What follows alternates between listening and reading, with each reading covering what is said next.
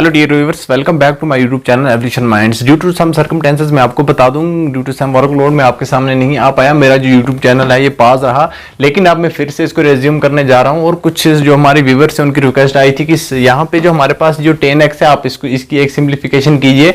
जो under root of 10x है ये प्रॉब्लम एक है ट्रिग्नोमेट्री की। जो 12th है, 12th NCERT 12th CBSE की जो बुक है उसमें आपको ये मिल जाएगी।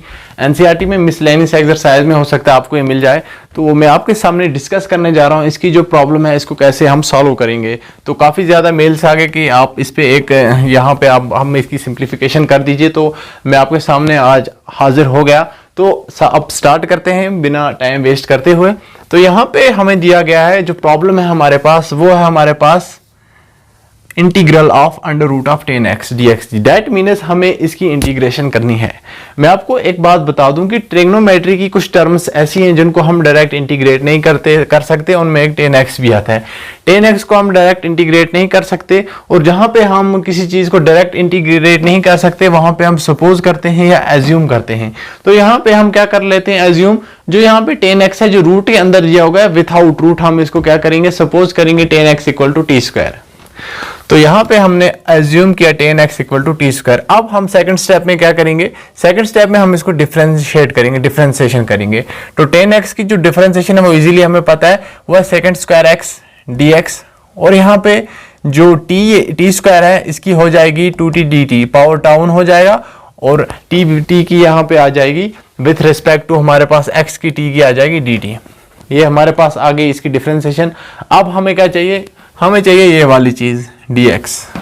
तो हम क्या करेंगे, हम यहाँ पे जो इसके यहाँ लेफ्ट साइड LHS में जो टर्म है उसको RHS के साइड भेज देते हैं। तो dx हमारे पास आ रहा है 2t, एंड ये वाली term second square x dx ये डिवाइड में आ जाएगी, और यहाँ पे आ जाएगा 1 + t टू द पावर 4। अब ये 1 + t टू द पावर 4 कैसे, मैं आपको यहाँ पे समझा दूं। यहाँ पे क्या किया मैंने, ये हमारे पास dx equal to 2t and divide में हमारे पास आ गई सेकेंड स्क्वायर ऑफ x। लेकिन सेकेंड स्क्वायर ऑफ x हमें मालूम है बाय ट्रिग्नोमेट्री फार्मूला वो बराबर होता है 1 + 10 स्क्वायर x। तो सेकेंड स्क्वायर की x की जगह हमने लिखा 1 + 10 स्क्वायर ऑफ x। जो यहाँ पे 1 + 10 स्क्वायर ऑफ x जो है यहाँ पे आ जाएगा 10x की जगह आएगा t, एंड डबल स्क्वायर हो जाएगा t टू द पावर 4 आ जाएगा। Now this can be written as, अभी हमारे पास जो क्वेश्चन है उसको हमने हल्का सा सिंप्लीफाई किया है। ये जो पूरा क्वेश्चन है ये बेस है सिंप्लीफिकेशन के ऊपर। इसमें हल्की सी इंटीग्रेशन यहाँ पे होती है, बाकी सारी ये सिंप्लीफिकेशन है। अगर आपको सिंप्लीफिकेशन करना आ गया तो आपको कोई दिक्कत की बात नहीं है। बड़ी बात आपके लिए है कि आपको सिंप्लीफाई करना आ जाए। तो अब हम आगे बढ़ते हैं। Now this can be written as 10x dx, जो यहाँ पे हमारे पास दिया गया है। तो यहाँ पे हमारे पास आ जाएगा 10 की जगह हमने क्या लिखा है, टी स्क्वायर, और यहाँ पे जो dx है, dx की टर्म में हमारे पास आ जाएगा 2, यहाँ पे 2, एंड डिवाइड में हमारे पास आ रहा है 1 + t स्क्वायर। तो t टू द पावर 4 हो जाएगा यहाँ पे dt। तो ये वाली टर्म हमारे सामने आ गई। इस टर्म को हमने ऐसे लिख दिया। अब हम फर्दर क्या करेंगे, अब अगेन हम क्या करने जा रहे हैं, सिंप्लीफाई करेंगे इस टर्म को। तो यहाँ पे हमारे पास t square + 1 t square - 1 dt, हमने इसको स्प्लिट किया, और स्प्लिट किया, देखिए स्प्लिट अगर इसको हम वापस ज्वाइन करेंगे तो फिर वही बन जाएगा। t स्क्वायर + t स्क्वायर हमारे पास 2t स्क्वायर आ जाएगा, -1 एंड +1 ये कैंसिल हो जाएगा। तो यहाँ पे हमारे पास फिर वही आएगा। हमने इसको हल्का सा ब्रेक किया और सिंप्लीफाई किया, और जो डिनोमिनेटर में हमारे पास टर्म है वो हम वहीं लिखते हैं 1 + t टू द पावर 4। अब इसको अगेन हम फर्दर सिंप्लीफाई करेंगे, और फर्दर सिंप्लीफाई इसको क्या करेंगे, हम ब्रेक कर देंगे दो पार्ट्स में। हालांकि यहाँ पे एक ही डिनोमिनेटर, अब हम दो डिनोमिनेटर डालेंगे, इसको अलग अलग स्प्लिट कर देंगे। तो यहाँ पे हमारे पास आ जाएगा t स्क्वायर + 1, और डिनोमिनेटर में अपना t टू द पावर 4 ऐसे अपना ऐसे ही, उसके बाद t स्क्वायर -1, और यहाँ पे हमने इसको ब्रेक कर दिया। बाय रूल्स हम कर सकते हैं। तो काफ़ी बेसिक है ये 6-7 की जो यहाँ पे जो कॉन्सेप्ट है 6-7 का यूज़ हो रहा है। तो इसके बाद अब आपके यहाँ पे इसको फर्दर सिंप्लीफाई करेंगे। यहाँ पे हम इसको क्या करेंगे, इसको ब्रेक डाउन किया 1 + 1/t स्क्वायर में। तो 1 + 1/t स्क्वायर वो फिर वही हो जाएगा t स्क्वायर + 1/t स्क्वायर। तो इसके साथ साथ हमारे जो डिनोमिनेटर है इसको भी हमने ब्रेक किया तो यहाँ पे ब्रेक करने के बाद टी स्क्वायर प्लस 1/t²। इसको हम अगर फर्दर सिंप्लीफाई करेंगे तो न्यूमिनेटर डिनोमिनेटर काट के हमारे पास फिर यही टर्म आ गई। हमने कुछ नहीं किया, इसको ब्रेक किया है, स्प्लिट किया है। तो यहाँ पे अपना dt साथ में, और इसी तरीके से हमने इस टर्म को ब्रेक किया। यहाँ पे टी स्क्वायर -1 को हमने लिख दिया 1/t², और dt अपना साथ में, और जो इसकी डिनोमिनेटर की टर्म है उसको भी हमने ब्रेक कर दिया। अगर आप इसको फर्दर क्रॉस मल्टीप्लाई करोगे तो आपका न्यूमिनेटर डिनोमिनेटर कैंसिल हो गए, फिर आपके पास यही टर्म आने वाली है। तो अब हम नेक्स्ट स्टेप में क्या करेंगे, मैंने इसको ब्रेक इसलिए किया ताकि मेरे पास कुछ ऐसी यहाँ पे जनरल टर्म मिल जाए जिसको मैं सपोज करूं, और उसको सपोज करने के बाद इंटीग्रेट करूं। तो सिंप्लीफिकेशन का मतलब ये है कि आप इसको इजीली, क्वेश्चन को आप कितना इजी कर सकते हैं, इसीलिए हम क्वेश्चन को सिंप्लीफाई करते हैं। ये जो क्वेश्चन है यहाँ पे कॉम्प्लिकेटेड मैनर में दिया गया है, लेकिन हम इसको जब सिंप्लीफाई करते हैं तो ये आसान होता जाता है हमारे लिए सॉल्व करना। तो हम आपके दो चीजें हमारे पास आ गई, एक हमारे पास आ गई t-1/t यहाँ पे मेन टर्म, और यहाँ पे हमारे पास दूसरी मेन टर्म आ गई t+1/t। देखिए यहाँ पे t+1/t है और यहाँ पे t-1/t है। t-1/t मैंने सपोज किया u। अब इसको हम क्या करेंगे, डिफरेंशिएट करेंगे विथ रिस्पेक्ट टू t की विथ रिस्पेक्ट टू t 1 आपको मालूम ही है। तो यहाँ पे जो t है, t का जो पावर है ये है यहाँ पे -1/2 डिनोमिनेटर में है। जब इसको हम न्यूमिनेटर में लाएंगे, न्यूमिनेटर में ला के डिफरेंशिएशन करेंगे, जो ये माइनस है इस माइनस के साथ कैंसिल होकर प्लस हो जाएगा, और प्लस होने के साथ डियर व्यूअर्स, डियर स्टूडेंट्स, मैं आपको बता दूं तो ये हमारे पास वापस डिफरेंशिएशन करके हमारे पास ये टर्म आ जाएगी dt = du। So this dt = du, तो हमने यहाँ पे निकाल दिया du। अब आगे बढ़ते हैं। अब यहाँ पे हमने दूसरी चीज सपोज की थी t+1/t let's suppose equal to v। तो हमने इसको डिफरेंशिएट किया विथ रिस्पेक्ट टू t, इसकी आगे 1t with respect to t। तो यहाँ पे अगर हम इसको एक चीज कहें 1/t = t⁻⁻1, ये भी कह सकते हैं। जब हम इसकी डिफरेंशिएशन करेंगे तो -1 ऐसे ही आ जाएगा, t की विथ रिस्पेक्ट टू t हो जाएगी 1। हो गया क्लियर? तो यहाँ पे -1 है t⁻⁻1, तो यहाँ पे हो जाएगा +1, वो हो जाएगा t। हमने वही किया। तो यहाँ पे ये जो माइनस है ये t के पावर से यहाँ पे प्लस माइनस बन जाता है, और डिवाइड में 1/t² dt which is equal to dv। अब हमारे पास दो चीजें आ गई, dv भी आ गया हमारे पास एंड du भी आ गया। dv और du हमने इसलिए निकाला कि जो क्वेश्चन बिखरा हुआ है इस क्वेश्चन को हम समेटें, इसको हम बिल्कुल सिंप्लीफाई और काफी छोटा करके हम इसको सॉल्व कर सकें। तो हमारे पास दो वैल्यू आ गए, हमारे पास एक du आ गया और हमारे पास dv आ गया। तो substitute above values integration equation first. तो यहाँ पे हमारे पास इक्वेशन फर्स्ट ये है जो मैंने लिखी हुई है। यहाँ पे इक्वेशन फर्स्ट है हमारे पास 1 + 1/t²। अब यहाँ पे इसको करेंगे हम, इसमें पुट करेंगे तो du हमारे पास क्या आ रहा है 1 + 1/t², जो ये वाली टर्म है, इसके साथ dt। इस पूरी टर्म के बदले हम लिख सकते हैं du।